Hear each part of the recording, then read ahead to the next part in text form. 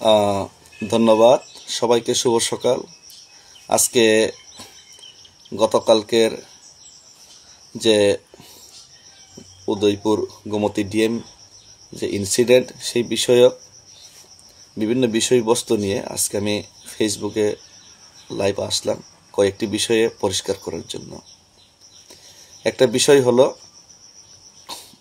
মহারাজা যেহেতু বোবাগরা যেহেতু বাংলাদেশ এবং পাকিস্তান আইএসআইয়ের বিরুদ্ধে উনি আক্রমণাত্মক দেশের স্বার্থে, সেহেতু বাংলাদেশ এবং আইএসআই পাকিস্তান সোশ্যাল মিডিয়া অ্যাকাউন্টসগুলিও মহারাজার বিরুদ্ধে আক্রমণাত্মক। তাই গতকালকের আগের দিন যে ডিএম কর্তৃক অপমানিত করার মহারাজাকে যে বিষয়ক, সেই বিষয়ে বিভিন্ন বাংলাদেশি এবং আইএসআই ব্যাকড সোশ্যাল মিডিয়া অ্যাকাউন্টসগুলি থেকে মহারাজার বিরুদ্ধে অপপ্রচার এবং মহারাজাকে আরও দুর্নাম করার চেষ্টা চলছে। সুতরাং একটা বিষয় আমি আপনাদেরকে পরিষ্কার করব।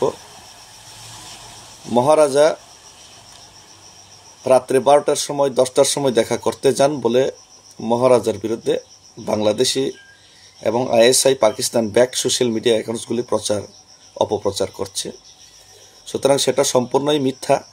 মহারাজা যে সময় দেখা করতে যান সেটা হলো বিকাল 7টা, সব কিছুই প্রমাণ আছে।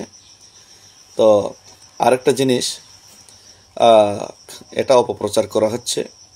আর অপরদিকে এখানে আরেকটা জিনিস বলতে চাই, মহারাজা বলবে না বলছে অনেক বাংলাদেশি এবং আইএসআইরা থ্রু সোশ্যাল মিডিয়া অ্যাকাউন্টস। সুতরাং আমি এটাই বলতে চাই, ত্রিপুরা যখন হয়তো বাংলাদেশি এবং ISI backed Pakistani social media অ্যাকাউন্টসগুলি জানেন না,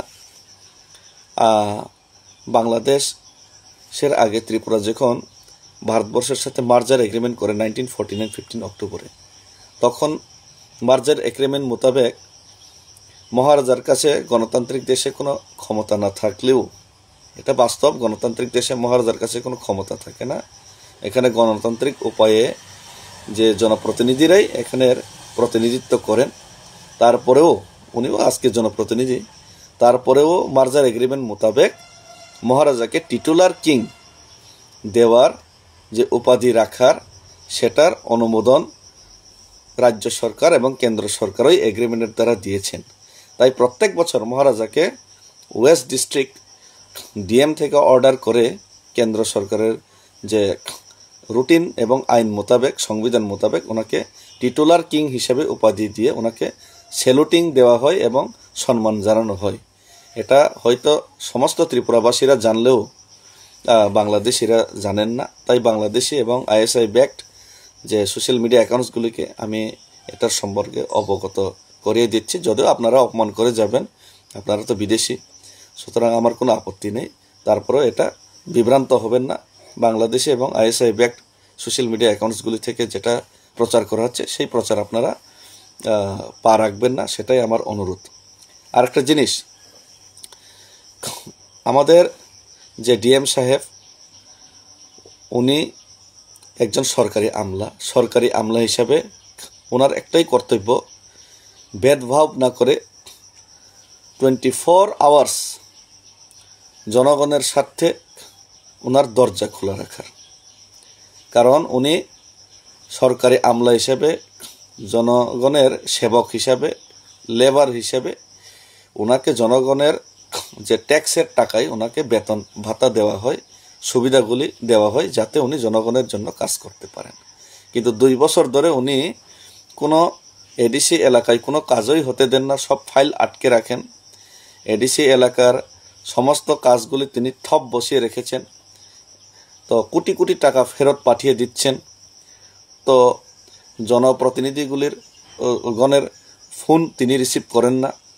জনপ্রতিনিধিগণের ফোন রিসিভ করা তো দূরের কথা, বাধ্য হয়ে এক প্রকার মহারাজা উনিকে কল করেছেন গত 1 মাস যাবৎ, ওনার ফোন রিসিভ আর রিপ্লাই দেন না উনি 1 মাস যাবত। তাই বাধ্য হয়েই 7টার সময় বিকালে উনি ওনার বাসভবনে গিয়ে সাক্ষাৎ করার জন্য উনি চেষ্টা করেন, কিন্তু তারপরে উনি ওনার অ্যারোগেন্সি এবং ওনার